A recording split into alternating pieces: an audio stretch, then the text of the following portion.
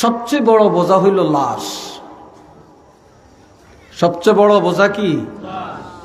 এই লাশ যতক্ষণ মাটির উপরে থাকে এটা মানুষের জিন্দাদের জন্য মারাত্মক বোঝা, আর এটা যখন দাফন কাফন হয়ে যায় তখন প্রত্যেকের বোঝা শেষ হয়ে যায়, ঠিক না?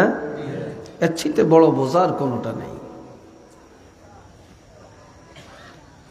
হযরত দাউদ নবী বললেন, বাবা তোমার প্রশ্নের জবাব সঠিক, এবার বলো কোন জিনিস একেবারে কাছে পাওয়া যায়? হযরত সুলাইমান নবী বললেন, বাবা অনেক কিছু দুনিয়াতে কাছে পাওয়া যায়, তবে মালাকুল মাউত হযরত আজরাইল আলাইহিস সালামকে যত কাছে পাওয়া যায় এত কাছে আর কাউকে পাওয়া যায় না। মৃত্যুটা মানুষের সবচেয়ে দূরে না কাছে? একটু আওয়াজ দিয়ে বলেন, সবচেয়ে কাছে। এই যে আমরা এখানে বসছি, আমাদের সাথে মরণ আসেনি? মালাকুল মউত আসেনি? যেতে আইল কাটে হিতার কাছে নাই, যেতে কিস্তি উড়ায় হিতার কাছে নাই, যেতে সুদ খায় হিতার কাছে নাই, যেটা মুনাফিক হেডার কাছে নাই, যেটা সমাজের সিটার হেডার কাছে মনে হয় নাই, যেটা বাটপার হেডার কাছে নাই, যেটা বাড়িতে গ্রামে গুঞ্জে লাডা লাগায়, লাডা লাগাই না কতটি আছে না, হেডিনের কাছে মনে হয় ডরেও যায় না নাকি? একটু তো চিন্তা করি না।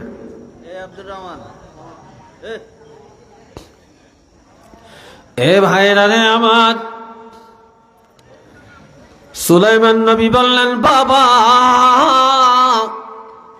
মালাকুল মাউতকে যত কাছে পাওয়া যায় এত কাছে আর কাউকে পাওয়া যায় না। হযরত দাউদ নবী বললেন, বাবা তোমার জবাবটা সঠিক, এবার বলো কোন জিনিস একেবারে দূরে? হযরত সুলাইমান নবী জবাব দেন, বাবা যেই জিনিস একেবারে কাছে তারাই সবচাইতে দূরে। বললেন, এটা কিভাবে? এটা কিভাবে? কাছের মানুষ দূরে হয় কেমনে?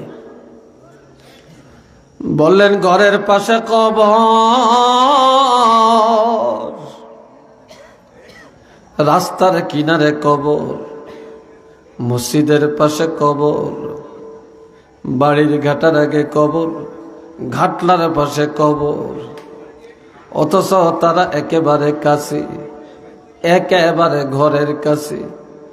কিন্তু কবরে যাওয়ার পরে আজ পর্যন্ত কোনো খবর পাওয়া গেল না কে কিভাবে কবরের মধ্যে আছে। যেই জগতের খবর নাই, 3.5 হাত মাটির নিচে কি ঘটনা ঘটতেছে কোনো খবর নাই। টেলিফোন নাই, টেলিকম নাই, মোবাইল নাই, ইন্টারনেট নাই, ফেসবুক নাই, ইউটিউব নাই, নাই নাই কোনো যোগাযোগ ব্যবস্থা নাই। যেই জগতের যোগাযোগ নাই, খবর নাই, ওই কবর জগতের মানুষগুলা যত দূরে, এত দূরে আর কেহ নাই। একটু চিল্লে বলেন না সুবহানাল্লাহ।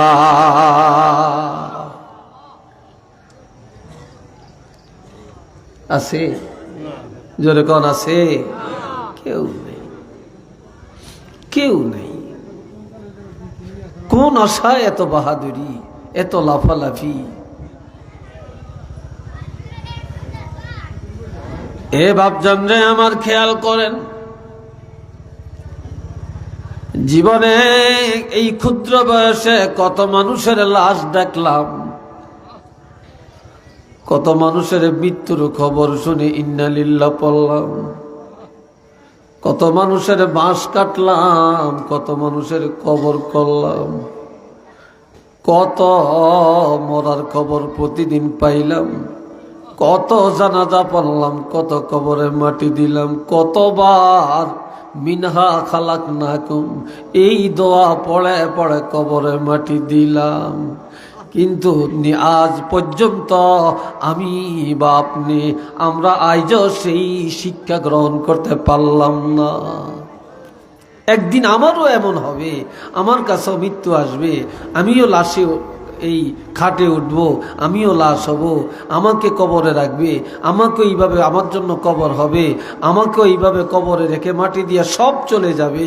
এই চিন্তাটা তো আমরা কেউ করি না, এই শিক্ষাটা আমরা গ্রহণই করতে চাই না।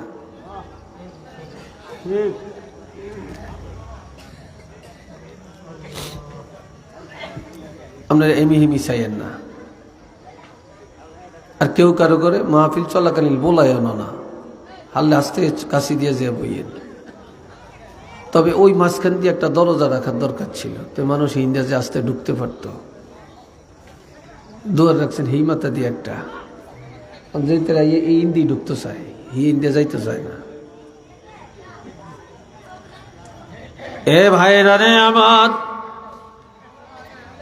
সবাই আমার সাথে পড়েন, মিনহা খলাকনাকুম ওয়া ফিহা নুঈদুকুম ওয়া মিনহা নুখরিজুকুম তারাতান উখরা।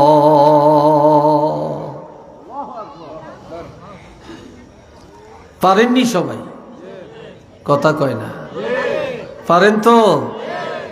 এই দোয়াটা বেশি হলেন কোন সময়? মাটি দেওয়ার সময় না? এই যে মাটি দেওয়ার সময় আমরা এই দোয়াটা পড়লাম, আল্লাহ কি বলছেন? ব্যাগ কিছু লাগতো না, সারা রাত কার ওয়াজ লাগে না, শুধু এই একটা আয়াতকে স্মরণ করবেন। শুধু এই একটা আয়াত দৈনিক, বেশি না, 20 বার। কয়বার? 20 বার স্মরণ করবেন। 5 ওয়াক্ত নামাজ, 4 কত? প্রত্যেক নামাজের পরে 4 বার স্মরণ করেন, অর্থাৎ আয়াতটা 4 বার পড়েন। প্রত্যেক নামাজের পরে আয়াতটা, তাইলে কয়বার হয়? 20 বার হয়নি? আল্লাহর হাবিব বলেছেন, যে ইমানদার দৈনিক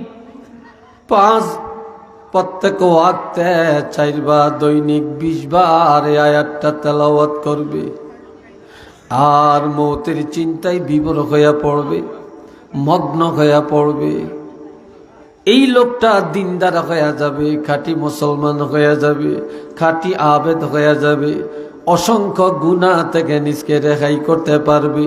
এই লোকটা একজন নেককার জান্নাতি হইয়া কবরে যাবে।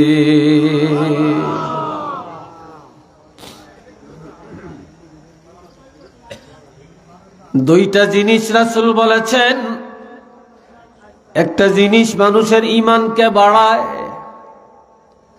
আর একটা মানুষের নেক আমল বাড়ায়। قال رسول الله صلى الله عليه وسلم كثرة ذكر الموت وتلاوة القرآن। কে বেশি বেশি কবরের চিন্তা, বেশি বেশি মৌতের চিন্তা। যে যত বেশি মৌতের চিন্তা করবে তত বেশি তার গুনাহ থেকে বাঁচা সম্ভব, নেক আমল তার বেশি হবে। মৌতের চিন্তায় তারে সুদের দিকে নিবে না, মৌতের চিন্তায় তাকে ঘুষের আড্ডায় নিবে না, মৌতের চিন্তায় তারে গাঞ্জা খাওয়াই নিবে না, মৌতের চিন্তায় মদ পান করবে না, মৌতের চিন্তায় জিনার আড্ডায় যাবে না, মৌতের চিন্তায় ধোঁকাবাজি করবে না, কারো মাথায় বাড়ি দিবে না, জুলুম করবে না, কারো হক জুলুম করে মেরে খাবে না। মৌতের চিন্তায় অন্যায় থেকে বেঁচে থাকবে, আর এই মৌতের চিন্তায় এই লোকটা নেককার হয়ে যাবে, নেক আমল বেশি বেশি করতে পারবে। ঠিক না? ওয়া তিলাওয়াতিল কোরআন, আর বেশি বেশি কোরআন তেলাওয়াত, যত বেশি কোরআন তেলাওয়াত করবে ঈমান তাজা হয়ে যাবে। যত বেশি কোরআন পড়বেন তত বেশি ঈমান তাজা হবে। মৌতির চিন্তায় আমল তাজা, কোরআন তেলাওয়াতে হয় ঈমান তাজা। ওয়া ইজা তুলিয়াত আলাইহিম আয়াতুহু জাদাতুহুম ঈমানা। যখন এই ঈমানদারেরা কোরআন তেলাওয়াত করে, মা বোনেরা কোরআন তেলাওয়াত করে, অথবা ঈমানদারের কাছে তেলাওয়াত হয়, ঈমানদারেরা কান লাগায়া তেলাওয়াত শুনে, তখন আমার আল্লাহ বলেন জাদাতুহুম ঈমানা, তাদের ঈমান বেড়ে যায়। ঈমান বেড়ে যাওয়ার অর্থ হলো তাদের ঈমান তাজা হয়ে যায়। ঈমান কি হয়? তাজা হয়ে যায়। এই জন্য রাসূল আরেকটা হাদিসে বলছেন, قال رسول الله صلى الله عليه وسلم لا تجعلوا بيوتكم مقابر إن الشيطان ينفر من البيت الذي تقرأ فيه القرآن। আমার নবী বলেন, ও দুনিয়ার ঈমানদার মুসলমানেরা, তোমাদের ঘরগুলা গোরস্থান বানাইও না রে, ঘরের কবর বানাইও না, ঘরের কবর বানাইও না। তার কারণ কবরে নামাজ নাই, কবরে কোরআন তেলাওয়াত নাই, কবরে জিকির নাই, কবরে দুরুদ নাই, কবরে বিলাদ নাই, এক কথায় কবরে কোনো আজান একামত নাই। যেই ঘরের মধ্যে ইবাদত নাই, তেলাওয়াত নাই, জিকির নাই, নামাজ নাই, এটা কবর। কবরেও নাই, ঘরেও নাই, তাহলে ঘরটাও কি? কবর। তোমাদের ঘরের গোরস্থান বানায়ও না, তোমাদের ঘর ইবাদতের কারখানা বানাও, তোমাদের ঘর নামাজের কারখানা বানাও, তোমাদের ঘর জিকিরের কারখানা বানাও, তেলাওয়াতের কারখানা বানাও, তালিমের কারখানা বানাও। কিন্তু সিনেমা হল বানায়ও না, গানের আড্ডা বানায়ও না, শয়তানের আড্ডাখানা বানায়ও না। ইন্নাশ শাইতানা ইয়ানফিরু মিনাল বাইতিল্লাযী তাকরাউ ফীহিল কুরআন। যেই ঘরে প্রতিদিন কোরআন তেলাওয়াত করা হবে, ওই ঘরের থেকে শয়তান দূর হয়ে যাবে, বালা দূর হয়ে যাবে, মুসিবত দূর হয়ে যাবে, অশান্তি দূর হয়ে যাবে। যেই ঘরে ইবাদত চলবে, যে ঘরে কোরআন তেলাওয়াত হবে, ওই ঘর আল্লাহর রহমত আর বরকতে পরিপূর্ণ হয়ে যাবে। একটু চিল্লে বলেন না সুবহানাল্লাহ।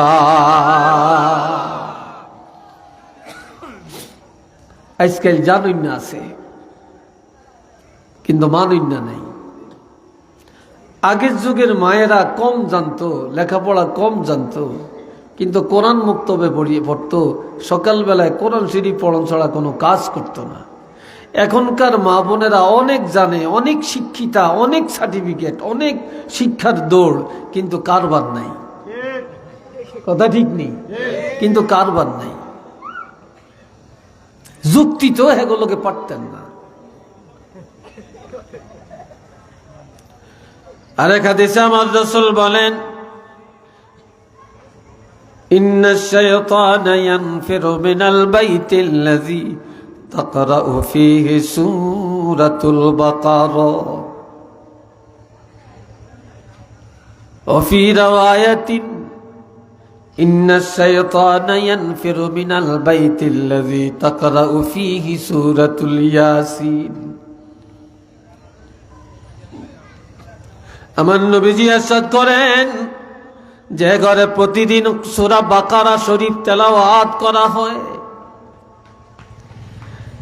যেই ঘরে প্রতিদিন সূরা ইয়াসিন তেলাওয়াত করা হয়, শয়তান দূর হয়ে যায়, বালা দূর হয়ে যায়, মুসিবত দূর হয়ে যায়, ওই ঘরের যত অশান্তি দূর হয়ে যায়, ওই ঘর আল্লাহর রহমত আর বরকতে আর আল্লাহর তরফ থেকে শান্তিতে পরিপূর্ণ হয়ে যায়।